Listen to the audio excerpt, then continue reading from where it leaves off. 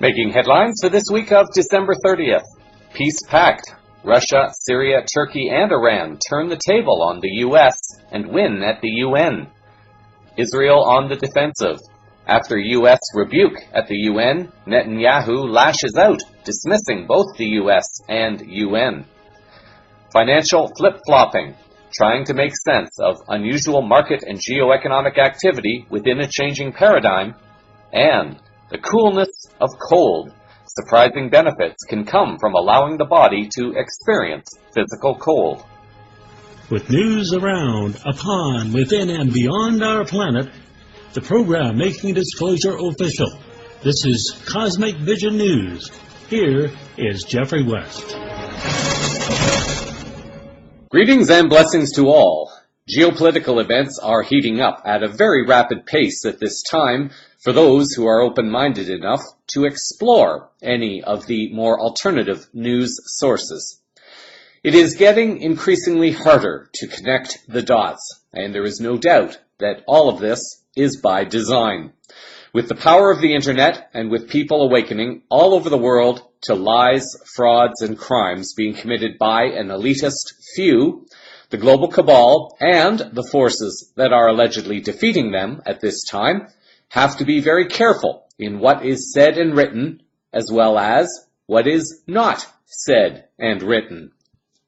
We observe what appears to be a leader doing one thing that appears positive, and then almost immediately we observe the same leader making a choice that seems to be in direct opposition, supporting the global cabal. It would seem that this is becoming a deliberate strategy, a tactic used to keep the informed public guessing, so that no one will truly know what is going on behind the scenes to remove the global cabal. Think of it this way. If you push someone into a corner and the only option left for the individual is to come out with all guns blaring because there is nothing left to lose, there is the potential for a lot of collateral damage. Although there are many around the world who understand to varying degrees what is going on, and although their intentions may be honorable in wanting to help expose the global cabal to the world, people like you and me do not represent an immediate physical threat to their existence. However, enough people are waking up now and sharing enough information that it appears that we are backing them into a very tight corner, where they may feel that if they are going to go down, they will take as much of humanity and the planet with them as possible. The group trying to remove the cabal influence from the world would no doubt be wanting to avoid this, as I'm sure many of us would feel the same way. But at the same time, they do not want to stop well-intentioned people from trying to inform others. The trick is in finding ways to allow people to continue informing others without provoking the cabal into serious destruction, until they can be safely taken care of and removed from their positions of global influence and control. To think of it this way, I can almost understand why there are vast campaigns of confusing actions that are designed to not only keep the alternative media guessing, but maybe even also the mainstream media. This way, the only people who may truly get a grasp on what is happening are those people who are very practiced in trusting their discernment and their intuition. Those who are not awake will just give up, even if seeds of awakening are planted with various stories. For me personally, this seems to make sense. Keep people guessing by putting out stories that seem to support positive global change while also sending the same message that certain leaders are still under the influence of the global cabal. Keep in mind that stories such as these may also be helping to safeguard the lives of certain leaders until the cabal influence in their respective countries can be cleaned up. We do not know what is really going on behind the scenes, and therefore there is None among us, myself included, who has the right to make any judgments about any situation and any leader at this time, until we begin to see more concrete actions. So far, much of what we have been exposed to is simply mainstream media rhetoric that has not been fully validated. We have witnessed this with the events in Syria. And this brings us to the lead story for this week. There are numerous moves pointing to further isolation of the global cabal with regard to events in Syria, and we are still observing the cabal agents striking back, trying to get some kind of response, any response that will allow the cabal and its media puppets to spin a story against Russia and its allies. It seems cooler and wiser heads are prevailing at this time. On December 19th, the Syrian ambassador to the United Nations held a press conference in response to UN Resolution 2328 put forth against Syria by France and Britain. At this conference, he outlined everything that Syria had done and was continuing to do according to the current UN resolutions. The Syrian government made arrangements to transport the Western-backed rebels out of Aleppo, including their families, and much more. He pointed out all the areas where the UN and the Western leadership were failing Syria and its people. Arguably, the biggest blow at this conference came next. I would like finally to share with you this information. The Syrian competent authorities have gathered information saying that many foreign officers, intelligence and military officers who are in the eastern part of Aleppo with the terrorist groups are trying to exit their strongholds in the eastern part of Aleppo. I will say before you their names and their nationalities. Mu'taz Oglakan Oglu, Turkish. David Scott Winner, American. David Shlomo Aram, Israeli. Muhammad Sheikh al-Islam al-Tamimi, Qatari. Muhammad Ahmed al-Sabyan, Saudi. Abdul Mun'im Fahad al-Hrej, Saudi. Ahmed bin Nawfal al-Drej, Saudi. Muhammad Hassan al-Subay'i, Saudi. Qasim Sa'd al-Shumari, Saudi. Ayman Qasim al-Tha'albi, Saudi. Amjad Qasim al-Tirawi, Jordanian. Muhammad al-Shafi'i al-Idrisi, Moroccan. These Syrian moderate opposition individuals who have foreign citizenship and nationalities are trying to escape from the eastern part of Aleppo with the terrorists. And this is why you saw this hysterical move in the council for the last 3 days. Because the main purpose is how to rescue these terrorist foreigners, intelligence officers, from the same countries who pushed for the adoption of the resolution out of Aleppo. The world was informed on December 19th that the Russian ambassador to Turkey was killed at a public event by a man who was alleged to have been a Turkish police officer. I have to admit, when I first read these reports, I was somewhat suspicious about the story because certain things just didn't appear to line up. The video showed the man pacing back and forth behind the ambassador. Then, the shooter walks over to the right-hand side of the ambassador, the side furthest away from the heart. 10 or 11 shots are fired. It appears that all the bullets remained in the ambassador's body, as there does not appear to be any evidence that any bullets exited the body. Considering that there were 11 shots, I might have expected at least some blood on the white floor. There did not appear to be any. The shooter did not shoot the ambassador in the head. It appears that all shots entered the body from the right side, again, the side that is furthest from the heart. It seems somewhat odd to me personally that someone planning a deliberate act such as this seemed to pick the worst possible angle from which to take the shots, while not striking the head. What also struck me as odd, that I might have expected the ambassador to fall forward to the left, if he had been shot 11 times from behind on the right. Instead, the video seems to show him falling backwards. I'm not saying that it is impossible, it just struck me as very unusual. RT reported on the event, and the Russian President Putin had stated that the shooting was a deliberate attempt to undermine or break down the peace process in Syria. Yet, Russia did not strike back, at least not in a way that perhaps the Western cabal was hoping. However, I do not want to focus too much on this. It is pretty clear that something big must have been going on behind the scenes because an event was generated that was very obviously trying to drive a wedge between Russia and Turkey. The global cabal is desperately trying to prevent something from happening. On December 21st, RT reported the U.S. as denying any involvement in the shooting of the ambassador, calling all such claims ludicrous. Most of us will know much better, given how often the U.S. has interfered in the affairs of other countries over so many years. It was also reported on the 21st in what was called a Moscow Declaration, appearing on the Strategic Culture website, that Russia, Turkey, and Iran are joining together to end Syria's tragedy. The assassination of the ambassador, therefore, was a very direct warning to both Russia and Turkey about the direction they were going, relative to those attempting to break Russia, Turkey, Iran, and Syria. Professor Tim Anderson, writing for Global Research on December 21st, offered the following. The liberation of Aleppo, Syria's second city and an ancient marvel, represents the most serious setback for the 15-year-long Washington-led aggression on the entire region.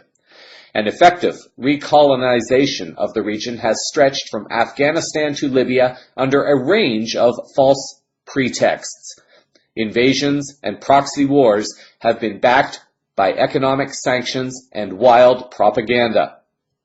But this great war of aggression, called the creation of the new Middle East by former U.S. President George W. Bush, has hit a rock in Syria. The massive proxy armies bought and equipped by Washington and its regional allies, the Saudis, Turkey, Qatar, and Israel, have been beaten back by a powerful regional alliance which supports the Syrian nation.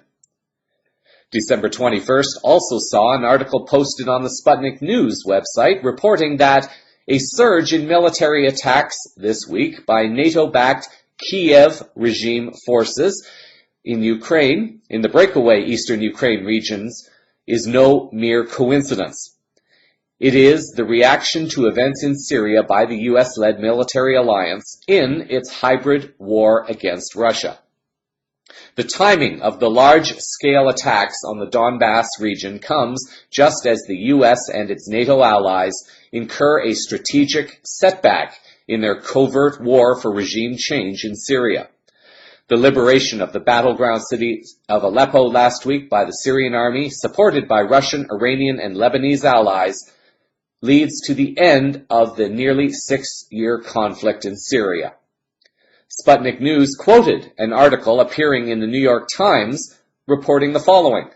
Russia, Iran, and Turkey meet for Syria talks, excluding the U.S.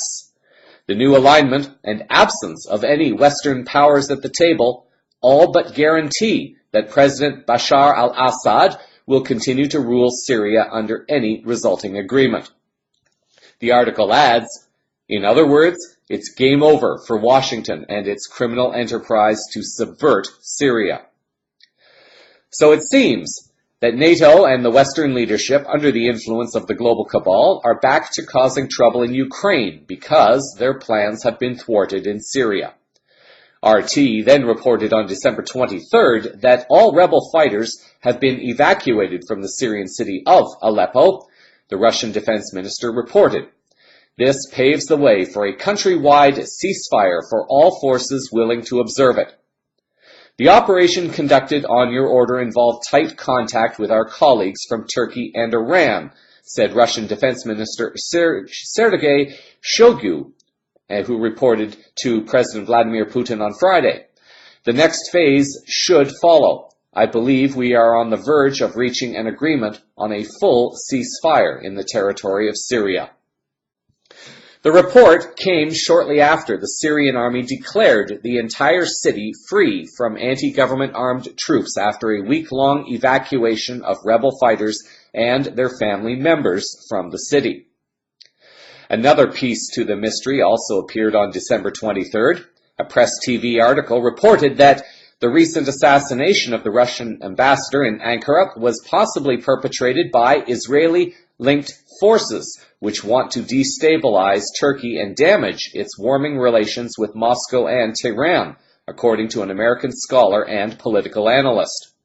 Dr. Kevin Barrett, author, political commentator, and a founding member of the Muslim-Jewish-Christian Alliance, made the remarks in a phone interview with Press TV recently.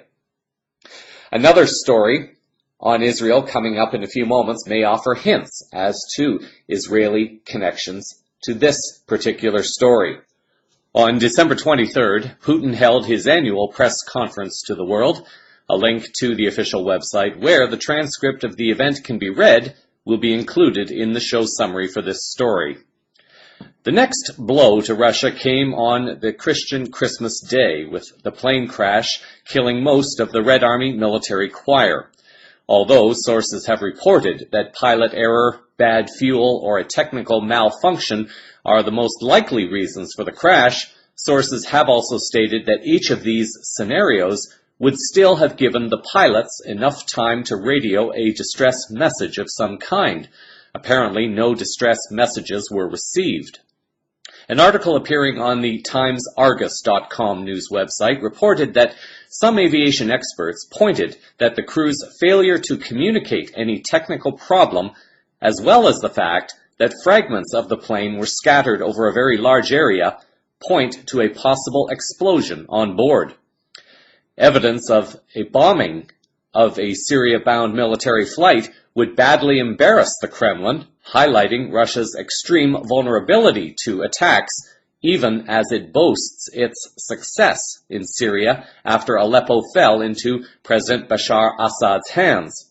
Some experts remained skeptical, noting that the crew would have reported any technical glitch.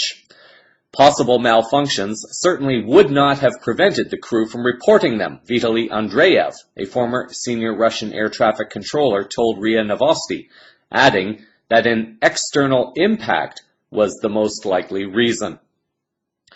Russia's main domestic security and counterterrorism agency, the FSB, said it found no indications or facts pointing at the possibility of a terror attack or an act of sabotage on board the plane. There were 3 members of the choir who apparently did not travel, and although their reasons for traveling may be very innocent, a wise investigator would want to know what possible connections those 3 people might have that allowed them to receive a possible warning not to travel on that flight. Why might I consider this? There is something that may be worth considering about Russia. Although Putin has been very tough on the global cabal internationally, there is also the fact that he still has to deal with the Russian oligarchy domestically. There are very likely still cabal-connected factions that can pull some strings against Putin until he is able to deal with them. Before he can deal with them, however, he has to deal with the bigger problem of the international cartels first. In the short term, the Russian oligarchs may still be creating some problems on the domestic level.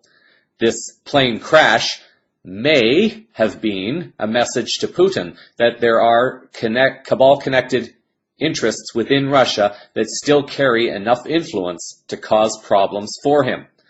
At this time, this is speculation, however, although it seems to be a reasonable possibility given that the plane crashed at a very critical time where Russia is taking on the Western cabal, implementing a peace strategy in Syria, and exerting some push at the United Nations.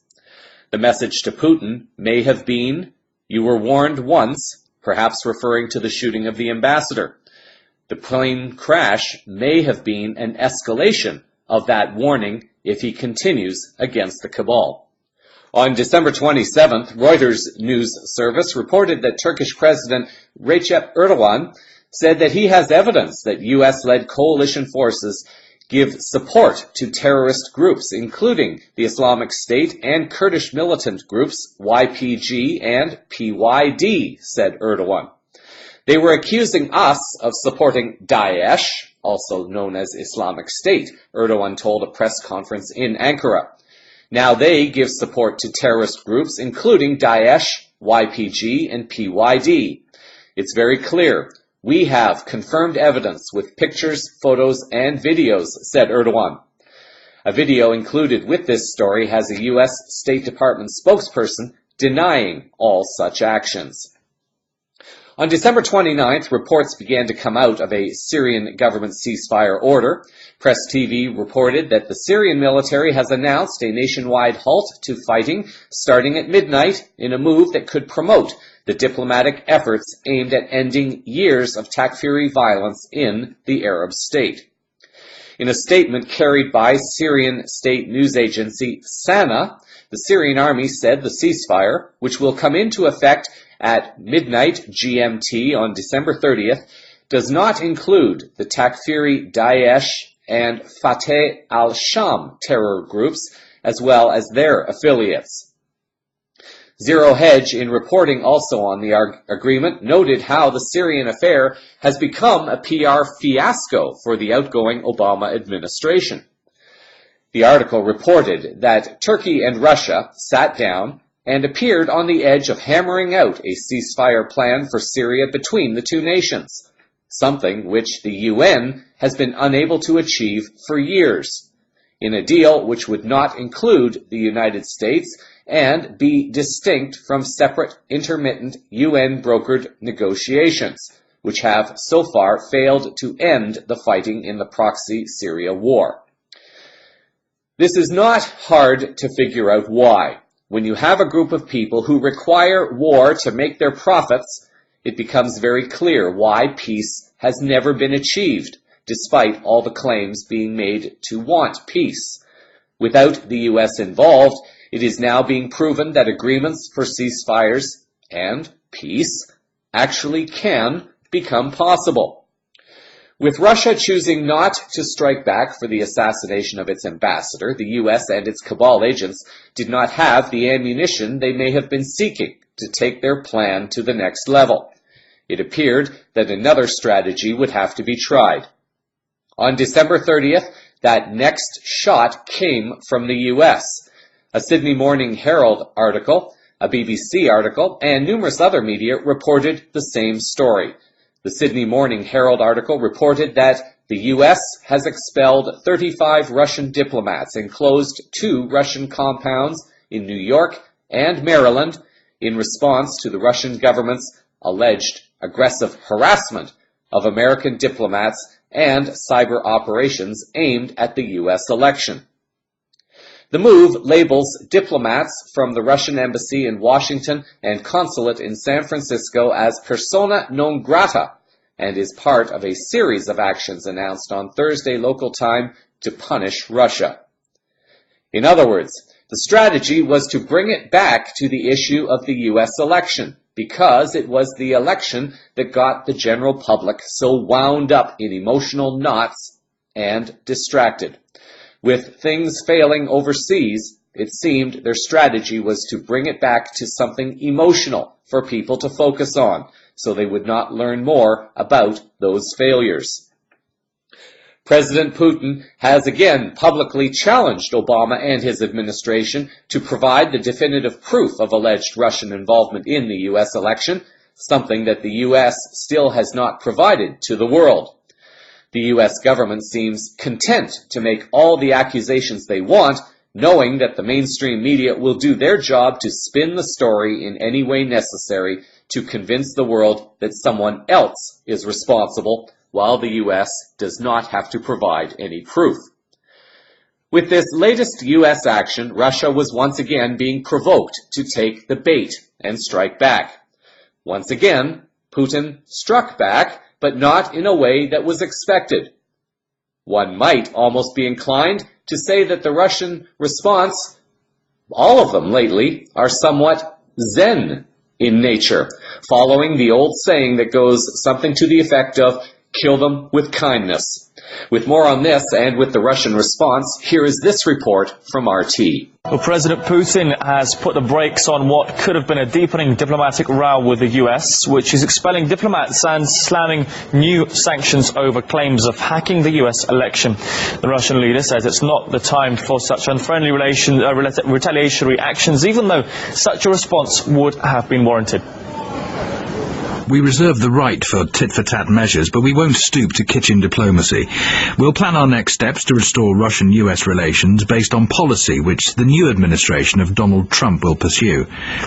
We won't create hurdles for American diplomats. We won't expel anyone. Well, let's go live to RT's Emily Sue to get the latest reaction. Obviously, Russian officials understandably aggrieved at what's gone on, but allegedly there will be no response, Emily, is that right?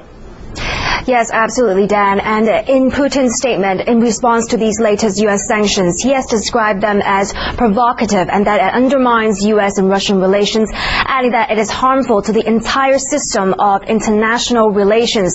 But despite all that, Putin has confirmed that Russia will not be expelling any of the American diplomats working in Russia, contrary to what Sergei Lavrov, the foreign minister, has suggested earlier. Now, in that statement we just aired just now, it's also an obvious hint that Putin is saying that he will be dealing with Donald Trump, the incoming U.S. president. And despite that he's regrettable that Obama chose to end his administration in this way, Putin congratulated Obama and also wished him a happy new year. And before all these latest developments, some media outlets have been allegedly spreading false information.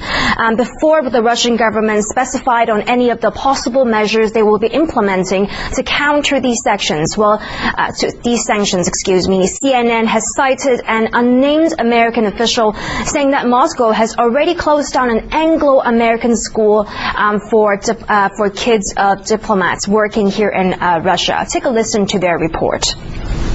Russia now vowing to issue its own response to U.S. sanctions and has already ordered the American School of Moscow to close. That is a lie.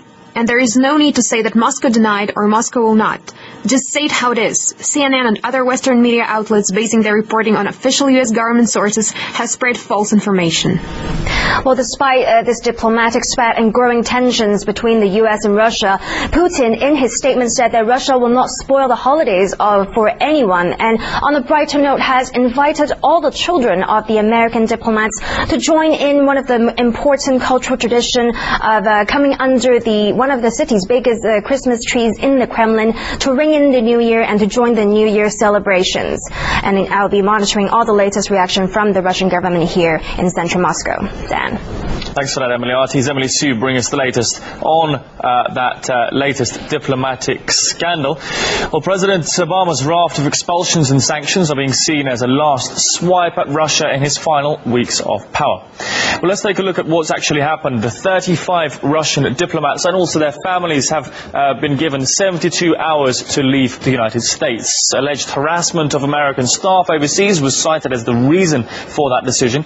It's one of the largest expulsions of diplomats from the United States. Also, 2 Russian compounds allegedly used for intelligence purposes in New York and Maryland are also being shut down. Now, the sanctions also target Russia's 2 main intelligence agencies. Let's take a look. 4 top intelligence officials have been blacklisted by the United States. On top of all that, there are measures against 3 companies that supposedly supported Russian cyber operations against the Democratic Party. An article appearing on the Duran website reported the story this way. Putin's grandly restrained response to the sanctions and expulsions U.S. President Obama announced yesterday was even by his standards both very surprising and extremely clever.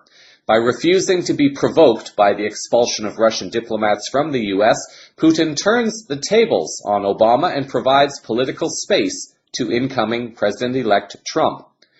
Obama's mean-minded and spiteful act of yesterday has afforded Putin the perfect opportunity to appear broad-minded and magnanimous, and Putin has seized it with both hands.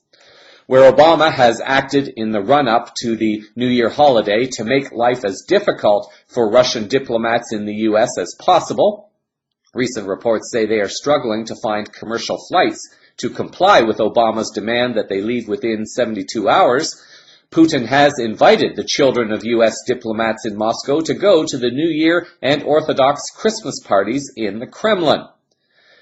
Where Obama has made angry and so far unsubstantiated claims that Putin was behind the Clinton leaks, Putin sends Obama and his family New Year greetings. It has also been reported that Putin has sent an aircraft over to the U.S. to assist in the removal of the diplomats having difficulty making flight reservations. On December 31st, Russia got some vindication at the UN Security Council. The UNSC website reported on the 31st that the United Nations Security Council today unanimously adopted a resolution welcoming and supporting the efforts by Russia and Turkey to end violence in Syria and jumpstart a political process for the war-torn Middle Eastern country. Also in the Russian-drafted resolution, the 15-member council takes note of the documents issued by Russia and Turkey about the agreements the two countries have brokered, including a nationwide ceasefire and a plan to convene political talks in Kazakhstan's capital, Astana, between the Syrian government and opposition groups in January. Secretary-General Ban Ki-moon welcomed the Council's unanimous adoption today and efforts by Russia and Turkey to reduce violence and save civilian lives in Syria through the establishment of a ceasefire, his spokesman said in a statement. Although this may not seem so significant, I believe that this unanimous vote is extremely significant.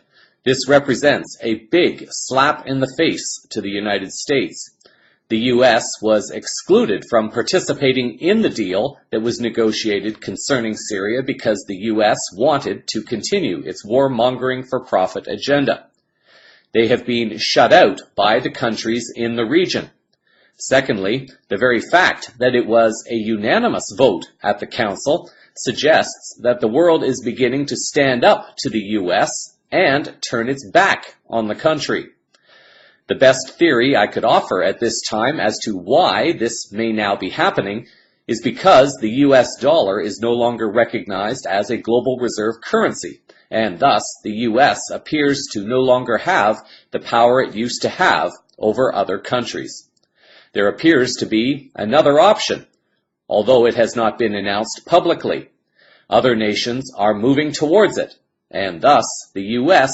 is finding itself increasingly isolated on the global stage. With the cabal becoming desperate, with Obama on the way out as president in a few weeks, and with a wild card president coming in, it is becoming ever more important to avoid judging certain acts and decisions merely at one level, because, as we are seeing, things are much more interconnected than any of us can possibly know, and although many of us are well-intentioned, we are not helping global peace by throwing out uninformed, biased opinions and judgments without at least giving fair consideration to all the dots that must be connected to bring any kind of understanding to all that is unfolding at this time.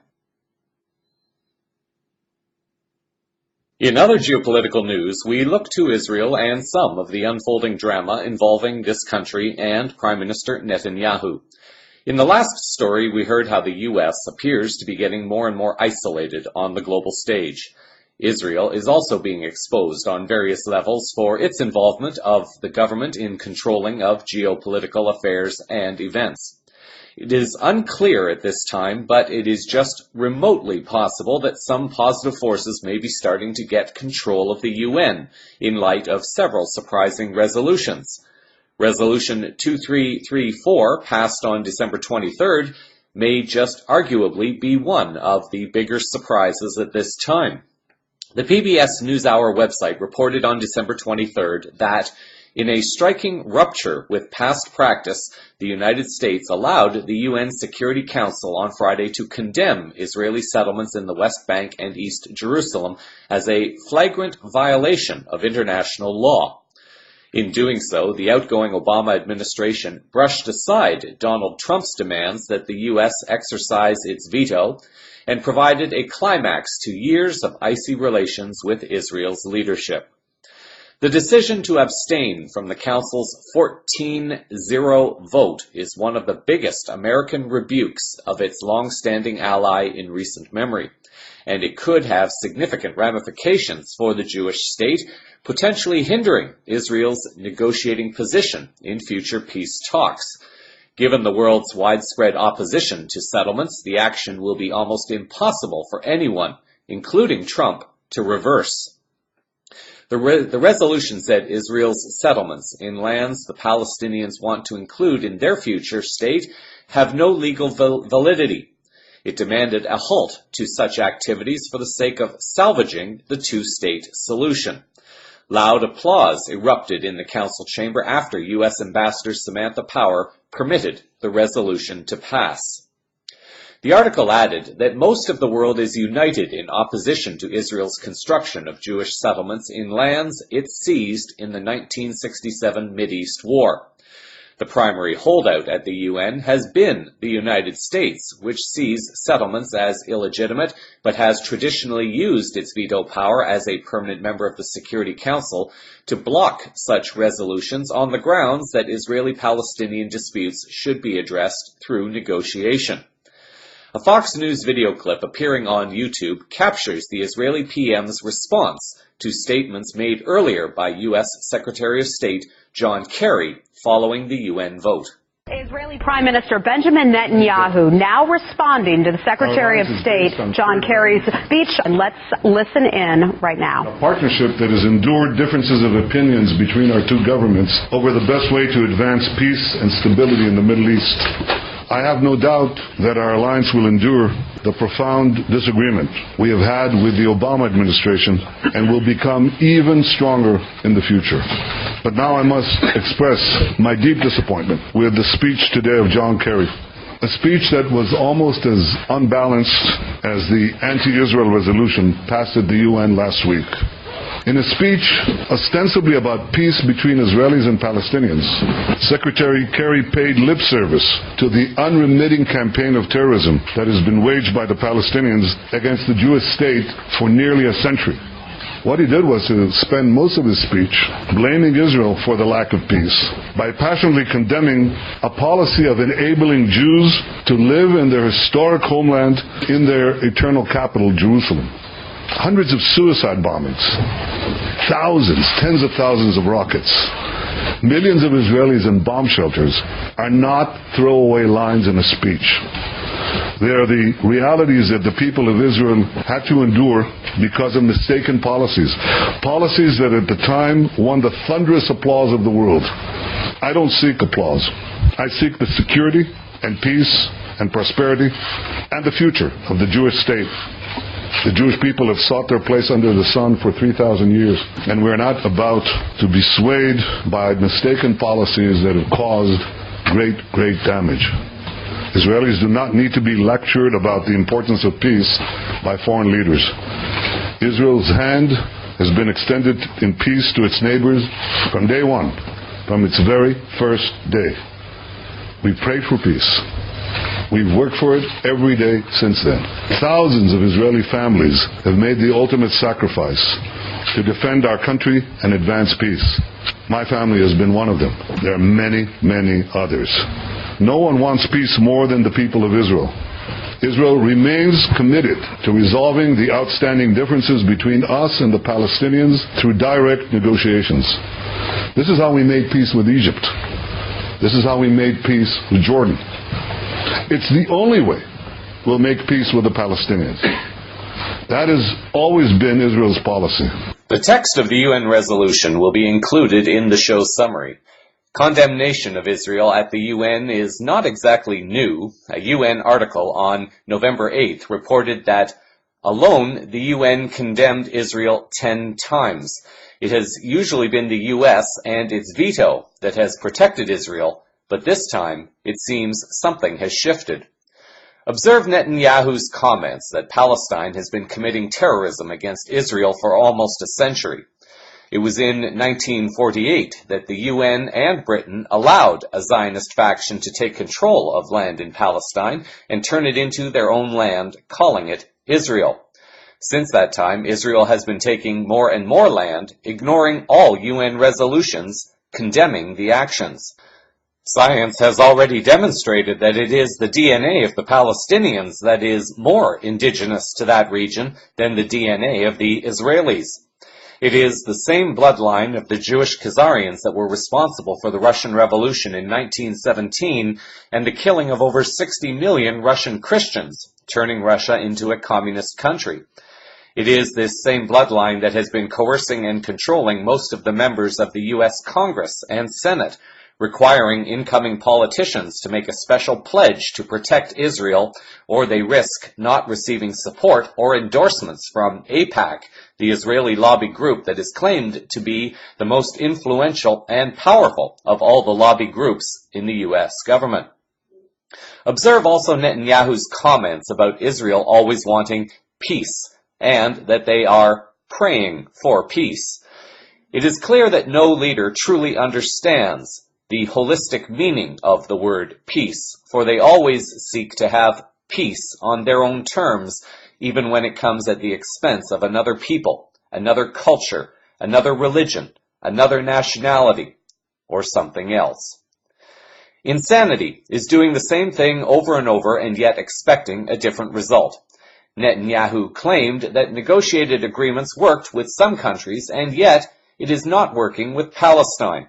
It could be argued that while friends don't take friends to the Security Council, as Netanyahu scolded John Kerry, no meaningful dialogue has taken place between Israel and Palestine, and thus perhaps Obama chose to do one thing before leaving office that might send a strong message to the leadership of Israel. It didn't take long for Israel to act. A Huffington Post article reported on December 25th that Israeli Prime Minister Netanyahu summoned the U.S. ambassador to Israel to discuss the U.S. abstention in a UN Security Council resolution. Separately, the envoys of 10 other nations were called in to the Israeli Foreign Ministry to be reprimanded, and Netanyahu had more harsh words for Washington over Friday's UN vote, as you heard moments ago. An Israeli spokesman gave no details of when Netanyahu would meet U.S. Ambassador Daniel Shapiro. The resolution was passed in the 15-member council because the U.S. broke with its long-standing approach of diplomatically shielding Israel and did not use its veto power. The article added that the envoys from 10 of the 14 countries that voted for the resolution and have embassies in Israel, Britain, China, Russia, France, Egypt, Japan, Uruguay, Spain, Ukraine, and New Zealand were summoned to the foreign ministry. Sunday is a regular workday in Israel, but most embassies are closed, and calling in envoys on Christmas Day is highly unusual.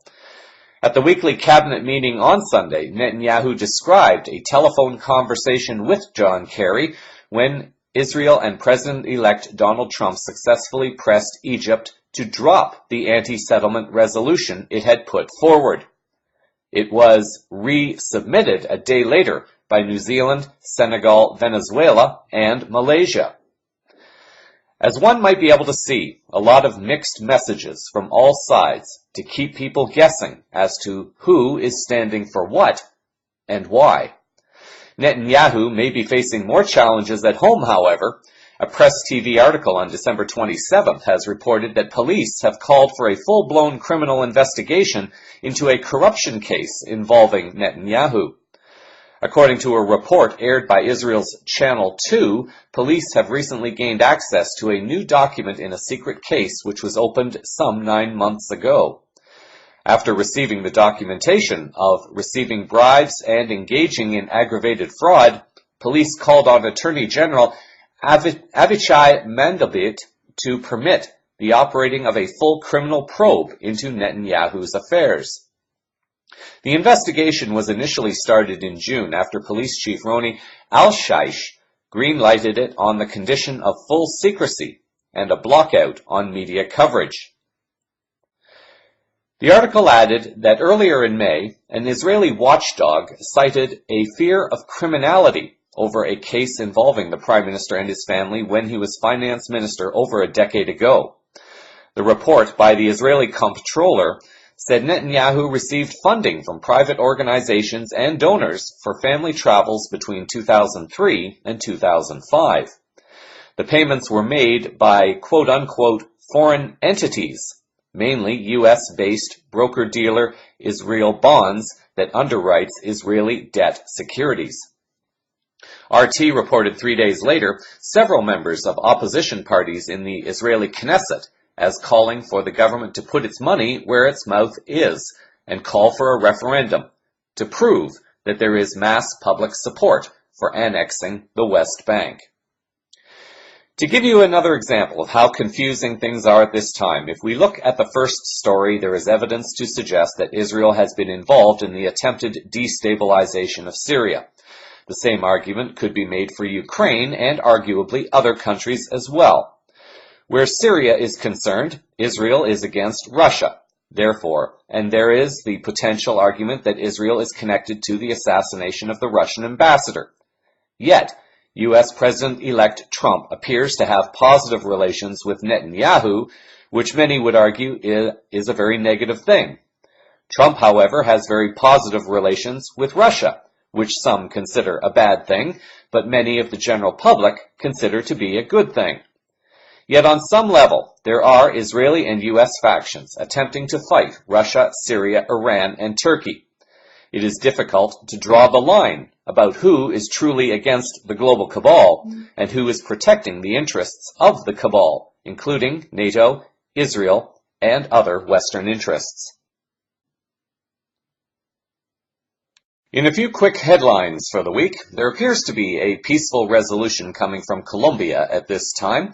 Press TV reported on December 29th that the Colombian Congress has approved legislation that grants amnesty to the Revolutionary Armed Forces of Colombia, also known as FARC, as part of a recent peace deal between the country's government and the rebel group. The bill was passed both in Colombia's Senate and the lower house of Congress on Wednesday, foregoing prosecution against those FARC rebels who are known to have committed only minor crimes during the country's 52-year armed conflict. The legislation covers most offenses committed by the rebels but will not absolve those who committed war crimes or human rights violations. The amnesty also applies to members of the country's military. The article added that Bogotá and the FARC rebels first reached a deal to end their armed conflict on September 26th. That deal, which had taken some 4 years to negotiate, was rejected unexpectedly by a razor-thin margin in a referendum on October the 2nd, with opponents saying that it was too lenient on the rebels. There is some suspicion surrounding the whole peace deal. It was announced that Colombian President Juan Santos was awarded the Nobel Peace Prize for 2016 after negotiating the deal, while the leader of the FARC rebels was not named as a co-recipient. Under the new deal, it is expected that some 7,000 members of FARC will lay down their arms over the next 6 months. For now, it appears that at least some deal is in the works, and it remains to be seen just how sincere the government really is, since the president was unwilling to share his peace prize with the leader from FARC. On December 30th, various sources, including RT, reported on a hacking of the website belonging to the formerly secretive group known as Bilderberg. The article reported the following. Hackers have taken down the website of the Bilderberg Group, replacing the shadowy organization's page with a warning that the Atlanticist elites have 1 year to work for the benefit of humanity, or their assets will be hacked next. The letter read, "Dear Bilderberg members, from now on, each of you have 1 year, 365 days, to truly work in favor of humans and not your private interests." The hackers, who identified themselves as the Hack Back Movement and Anonymous, said in a message posted at bilderbergmeetings.org, Otherwise, we will find you and we will hack you, they threatened the wealthy political 1%. Mind the current situation. We control your expensive connected cars. We control your connected house security devices. We control your daughter's laptop. We control your wife's mobile. We tape your secret meetings. We read your emails. We control your favorite escort girl's smartwatch, and we are inside your beloved banks, and we are reading your assets. You won't be safe anywhere near electricity anymore, the hackers said. The RT article ran a photo of the message that appeared on the Bilderberg homepage. It appears that as of airtime, the message has been removed from the website, although it could appear again at any time in the future. Concerning Bilderberg, the article added that the Bilderberg Club is a group of American and European leaders from the fields of politics, industry, finance, media, and academia who have met annually since 1954. Their meetings are notoriously closed to the public and blacked out to press coverage. Turning to France for a moment, and this may be another reason why the cabal is getting so anxious and also careless where Europe is concerned, an article appeared on RT and was reported on December 24th that French presidential candidate Marine Le Pen said that NATO exists only to serve Washington's objectives, and that she planned to hold a Brexit-style referendum in an interview with a Greek newspaper. Le Pen, the leader of France's far-right National Front and a candidate for the 2017 presidential elections, is known for her Euroscepticism and anti-immigrant views. Together with France, she also suggested that Portugal, Italy, Spain, Ireland, Greece, and Cyprus should also leave the European Union. Frexit will be a part of my policy, she said in an interview with Demokratia. The people must have the opportunity to vote for the liberation from slavery and blackmail imposed by technocrats in Brussels to return sovereignty to the country. The article continues, along with her main rival, the center-right François Fillon, Le Pen has called for closer ties with Russia and has criticized NATO expansion into Eastern Europe. Le Pen said that she would take France out of the alliance if she became president because, as she said, its existence is no longer needed. It was established when there was a risk from the Warsaw Pact and the expansionism of the communist Soviet Union, said Le Pen. The Soviet Union no longer exists, and neither does the Warsaw Pact. Washington maintains the NATO presence to serve its objectives in Europe. Le Pen has also been critical of the loosening immigration policies that have crippled numerous European countries.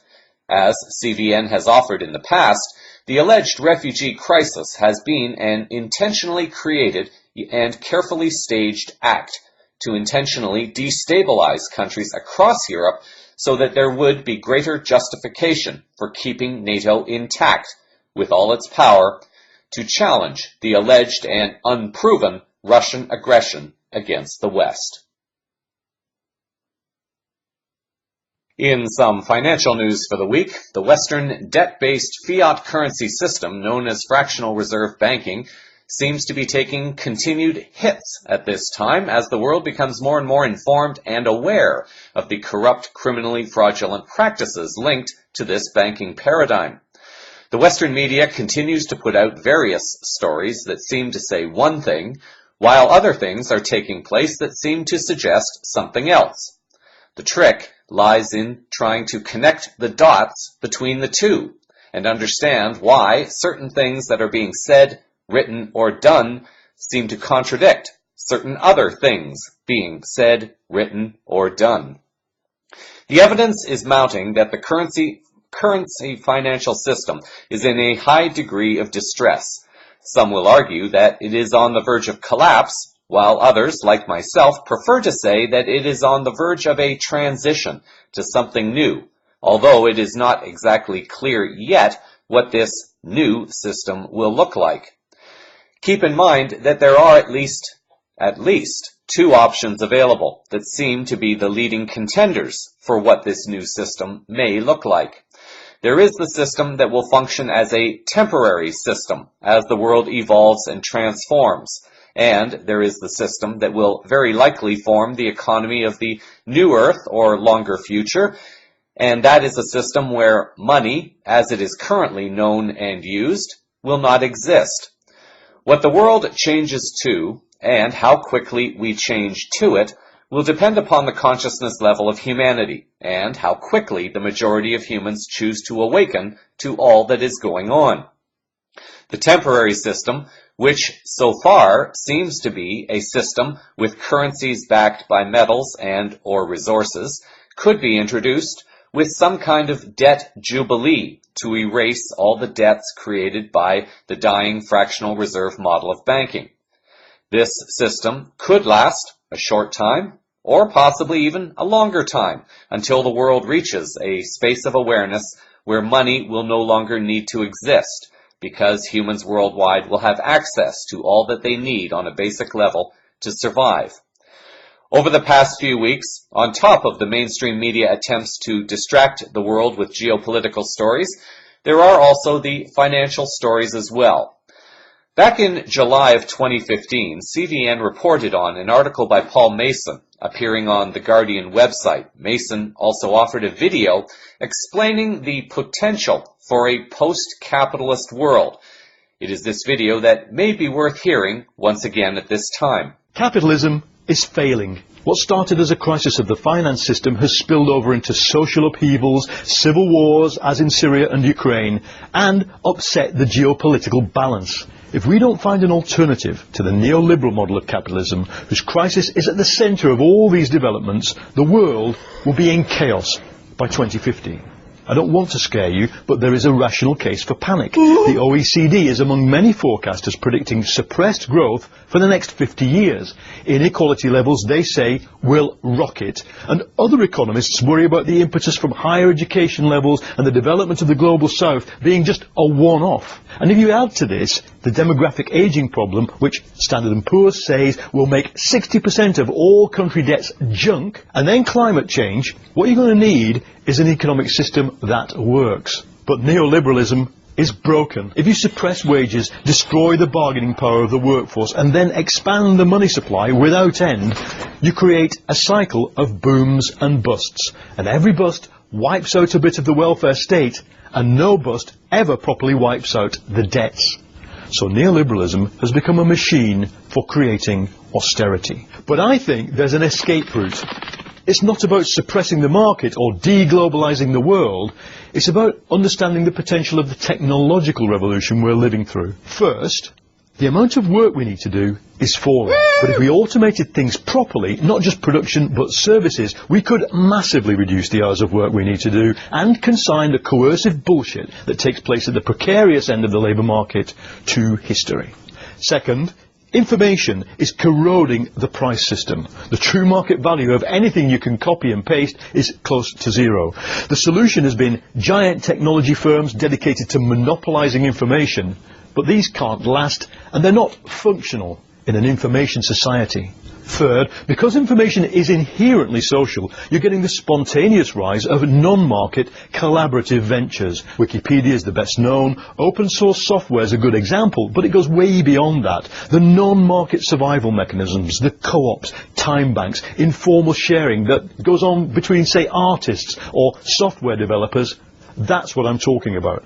All right, this seems like a very fragile and uncertain thing on which to base a new system, but so did banking in the age of kings who could behead bankers. Basically, things can change. Post-capitalism is the system that will emerge if we suppress monopolies and let prices of information and things fall, and if we radically delink work from wages, and if we then nurture that part of the economy where free, shared and socially produced things are replacing money and market forces. Is post-capitalism impossible? I don't think so. I think what's impossible is the democracy of riot squads, oligarch-run political parties, fiscal coercion by central banks, the surveillance state. That's what's impossible. We're in a world where technology means we can first imagine things and then go out and make them. And all I'm asking is, why can't we do that with a new kind of economy as well. We are seeing the global banking cabal attempting to keep people in debt, in fear, and in separation, not to mention keeping people sick. As Mason noted, we are also witnessing people going ahead and creating their own solutions in dealing with the criminal activity enslaving humanity. We see it in communities that barter. We see it in crowdsourced and open-sourced projects that are sharing information freely for the purposes of global change instead of personal or corporate profit. The global financial institutions are affected by it, and this can be seen in the desperate, fear-mongered financial stories coming out of various countries at this time. We know that change is coming, and many of us know that change is already underway, and so many have been quick to state that the changes will happen this way, or that way, or they will happen on a certain date, and so far it does not appear to have happened the way these so-called informed people have indicated that they would happen. Don't get me wrong, I am certain financial changes are coming and are indeed underway at this very time, although the general population may not yet be able to connect the dots linking certain events to larger global geoeconomic changes. What I am not as sure about is exactly how these changes are going to manifest, because all countries seem to be playing this delicate game of keeping the old system alive just long enough to get as many U.S. Treasury debt bonds sold as possible before the old system is transitioned into something that will replace the U.S. dollar as global reserve currency. Because that system is based on debt, and that this debt has long been mathematically impossible to eliminate, it is also pretty clear that there is going to have to be at least some kind of global debt jubilee, although it is again unclear as to exactly how this will look and how it will be implemented for the highest good of all, and when it will happen. One may be pretty close if one were to guess that any kind of geoeconomic restructuring and debt jubilee will only take place once all the key financial criminals have been removed from their positions, and that the criminal institutions have been sufficiently restructured so that they will no longer be able to steal from any new system in a desperate attempt to restart their criminal system. Remember, these criminals are approaching a state where they will have nothing to lose. Therefore, any actions taken by people and positive forces have to be careful not to push the cabal over the deep end where they will do something harmful out of sheer desperation. This cannot and will not be allowed to happen. I feel quite confident in saying this, although this does not mean that smaller, less destructive events will not happen. It is all tied into human consciousness and how humans choose to react to the events that they are seeing unfolding around them. Although the consequences may not yet be fully clear, several financial events have been taking place that many might consider unusual. On December 21st, Zero Hedge reported on a European banking bloodbath, apparently starting in Italy, but maybe spreading to Spain. Given the days that have now passed since this alleged event, it appears that things may have stabilized somewhat, with some sources reporting that Italy has allegedly accepted yet another EU bank bailout, which will only go to pay off bankers and politicians, while leaving the Italian taxpayers once again with more debt to pay off. However, another suspicious death that the media has called a suicide appears to be raising more than a few questions. Zero Hedge reported on December 26th that police in Belgium are probing the suspicious circumstances surrounding the death of a high-ranking NATO official, Yves Chandelon, the Auditor General, whose responsibilities included probing terror financing, after his body was discovered in his car with a gunshot wound to the head. The article notes a number of very suspicious details surrounding the event that raise questions. For example, Chandelon was left-handed, but the gun was apparently found in his right hand. He was the registered owner of 3 guns, and yet the gun used in the act was not registered to him, and it was from his glove compartment in the car. Jackie Murphy, writing for neonnettle.com, may have made some connection to the alleged suicide, noting in this article that Chandon's apparent discovery of alarming evidence that Daesh was being funded by the US and Western governments may have been a contributing factor to this alleged suicide.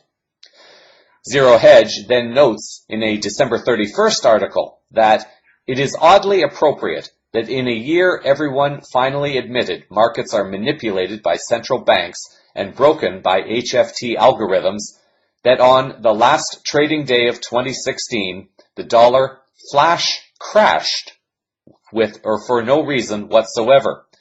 At the time the article was written, there was no conclusive reason as to why the flash crash occurred, although it may not be hard to guess that there was a lot of speculation going on and the algorithms were no doubt attempting to stir up some kind of confusion and distraction about one thing or another.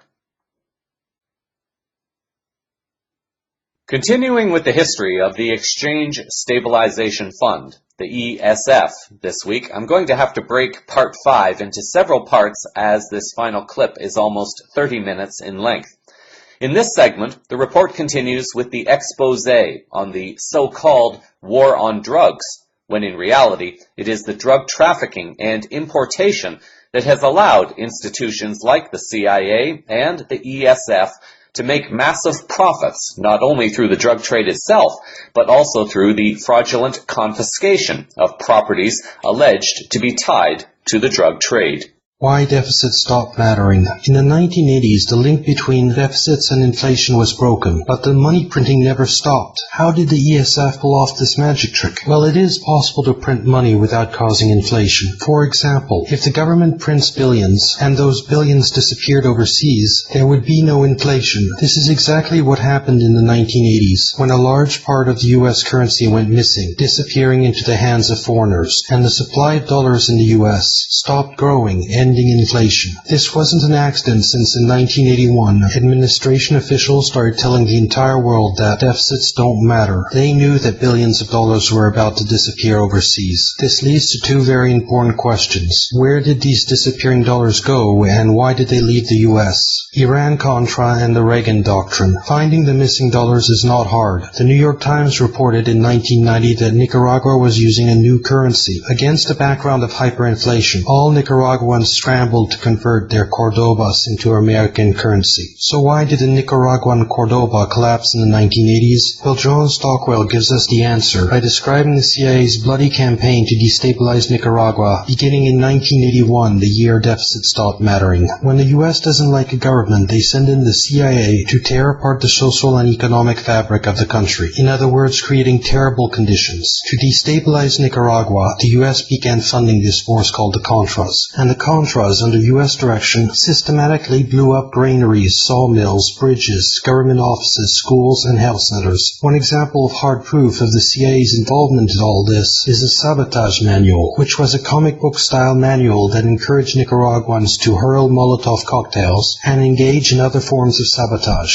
The Contras also systematically assassinated religious workers, teachers, health workers, elected officials, and government administrators. To help with all this, the CIA provided an assassination manual to the Contras. It caused quite a stir when it surfaced in 1984. This was all part of Iran-Contra, when the United States armed and trained Honduras-based militants to topple the government of Nicaragua, even after Congress made it illegal. The Contras' form of warfare was one of systematic and bloody human rights abuse, of murder, torture, mutilation, rape, arson, destruction, and kidnapping. The atrocities are well documented, and they were financed through the ESF. America was at war with Nicaragua. Navy ships supervised the mining of harbors, while U.S. planes bombed the capital. And this bloody CIA campaign was part of the Reagan Doctrine, an effort to roll back communist regimes in Africa, Asia, and Latin America. Nicaragua was just one of many destabilizations, all of which were bloody, horrifying affairs. These thousands of brutal CIA covert actions, which destabilized a third of the countries in the world, are what saved the dollar in the 1980s. That leaves only the question question of how these disappearing dollars traveled from the United States to places like Nicaragua. Dollarizing the world. Dollarization is the process whereby the US dollar supplants a country's national currency as the medium of exchange. Many countries have an enormous quantity of dollars in circulation. Where did these greenbacks come from? Well, the most reasonable explanation is drug money laundering, which brings us to bulk currency smuggling,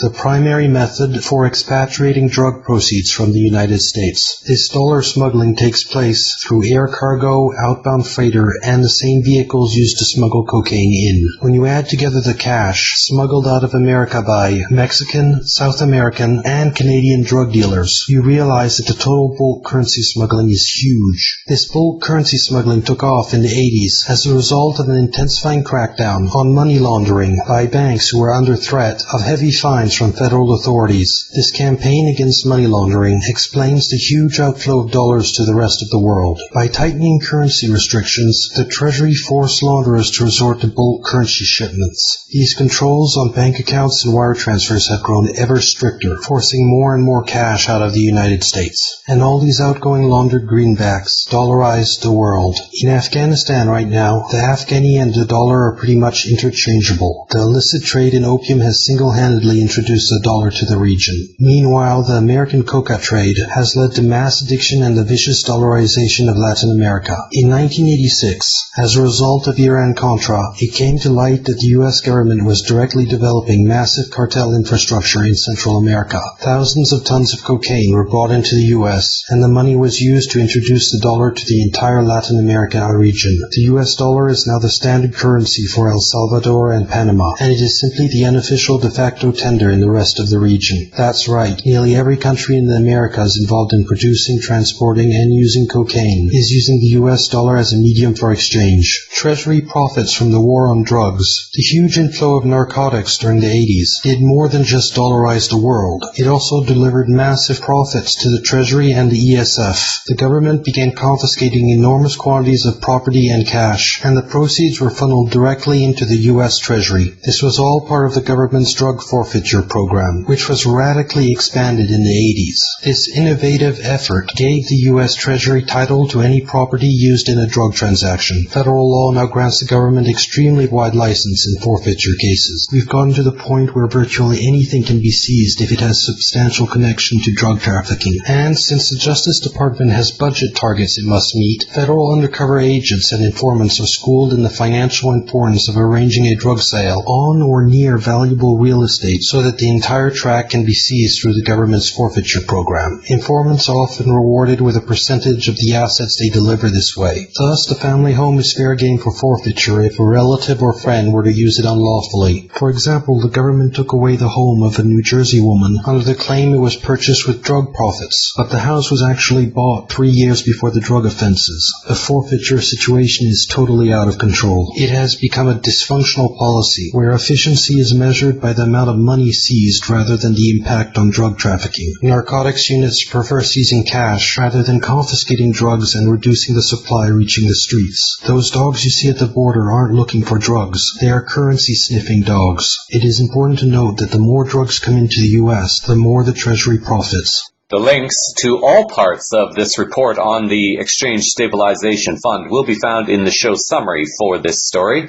More will follow next week. In general news, is there a secret shakedown happening on the global cabal? It is difficult to say conclusively, although one could make an argument that there are some signs pointing to this happening, although, as always, discernment is required. Baxter Dimitri, in a December 17th article appearing on the Before It's News website, reported on an alleged Illuminati insider who has come forth to name people connected to the infamous Committee of 300, those who are believed to be among the highest members of the global cabal. According to this article, an ex-Illuminati member who is vowing to tell the world everything about the secret society has posted a list of the elite members of the Illuminati and the Committee of 300 leadership. After spending 47 years as a high-ranking Illuminati member, the anonymous insider says that he wants to reveal everything about the secret society's plans after it all became, quote-unquote, too much to bear for him. The source also apparently makes a claim that President Obama is much more evil than anyone knows, so it is necessary to take all information offered with high degrees of discernment. Remember, truth is often mixed in with disinformation. The trick is in trying to figure out which is which. What is also important to consider is that factions within the cabal are beginning to turn on each other. So information such as this may or may not be wholly accurate, as some groups may be attempting to use information to push for the removal of cabal members who are either defecting or who are considered to be threats to other factions. The source alleges that British Queen Elizabeth is the supreme leader of the New World Order. There is a long list of names, which I will not repeat on the newscast, but the link will be in the show summary. Among the included names are royalty from numerous countries, high-profile business people, media tycoons, politicians, and many more. There are, however, some names worth noting that are on the list, and there may even be a few surprises, or not, about names that do not appear on the list. It is likely not much of a surprise that most of the British royal family is on this list, but an interesting exclusion is the name of Prince Harry. This could be because Harry is not the son of Prince Charles with Diana. Although names have been speculated, there does not appear to be any firm confirmation as to who Harry's real father is. Different names on the list will have more meaning to different people, so the link will be in the show summary for those wanting to view the list. What is interesting to note is that this time, for the first time, Queen Elizabeth has not made an appearance at the annual Christmas party, nor did she appear at the New Year's party. Reports are saying that the Queen is fighting a bad cold, although other sources seem to suggest that cabal members, including the British royal family, may be starting to take steps to hide or possibly even escape a growing crackdown on this criminal group. There have been reports of massive waves of energies coming to the Earth since the December solstice. These higher frequency waves of energy will have varying effects on individuals depending upon their own personal energetic state at this time. Perhaps I'll go into more about this in next week's newscast, because a lot of energy coming to Earth right now is believed to be at least one of the reasons for increased earthquake activity over the last 10 days or so. It is also energies that could be tied into the weakening power of the global cabal. If one considers the geopolitical shakeups taking place at this time and links it with other events also occurring, one may have to wonder if there may really be a greater connection to events at this time than previously believed.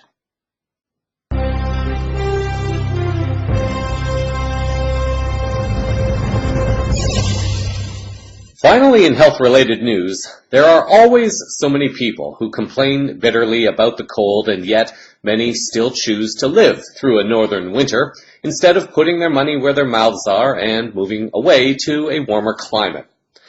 Yes, there is a downside to really cold temperatures. There is a downside to really hot temperatures.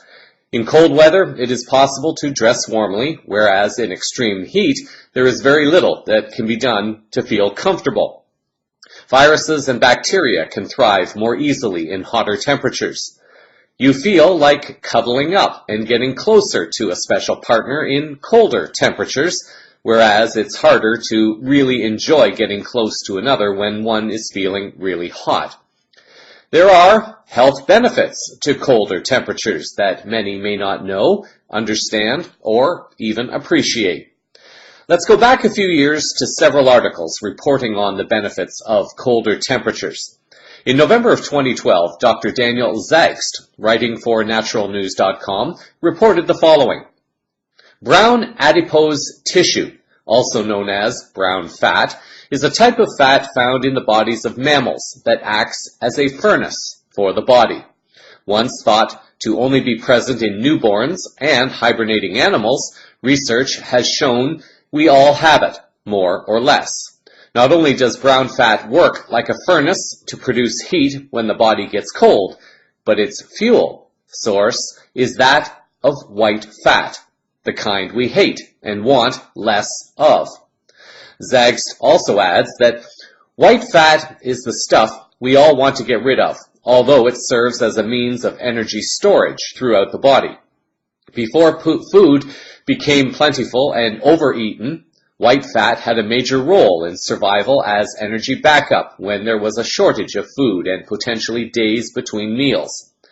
Since we started gorging ourselves with toxic, artificial, and empty calories, white fat accumulation has reached beyond a necessity and has become a burden.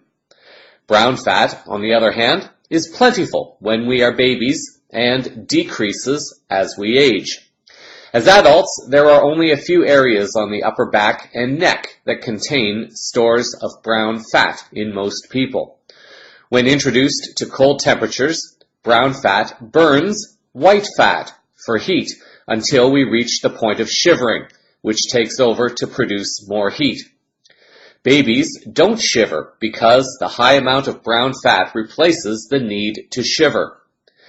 Its brown color can be contributed to the high number of iron-containing mitochondria within the cells that churn out incredible amounts of heat from gobbling fatty acids. I have observed so many Western families bundling their babies into thick snowsuits and then putting 1, 2, or more blankets on top of them, believing that they are doing the right thing for the health of their children. An argument could be made, however, that this is not beneficial for the health of a child, and in fact, could even cause health problems for the children later on. Children do not feel the cold the same way adults do. Kids will go out swimming in the springtime when adults will still say the water is too cold. By overcompensating, parents may be unintentionally compromising the immune system of their children. I will comment more on this in a moment. Being cold, however, as mentioned moments ago, can help one lose weight, as the brown fat uses the white fat to keep the body warm.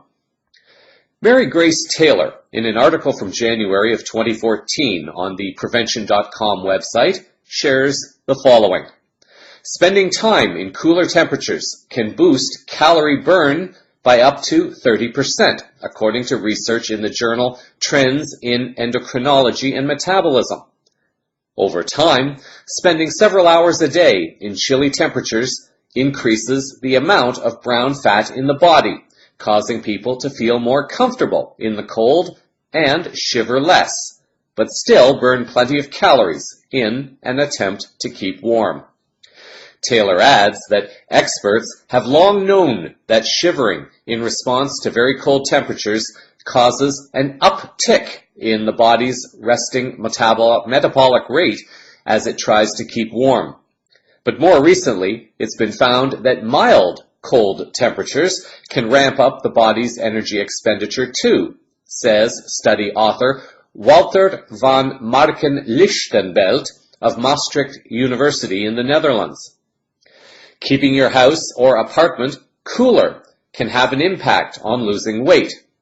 Taylor concludes that, according to a recent study in the Journal of Clinical Investigation, people who spend 2 hours a day in mild cold temperatures, perhaps around 63 degrees Fahrenheit or 17 degrees Celsius, for 6 weeks, burned more energy than people who spent time in warmer temperatures.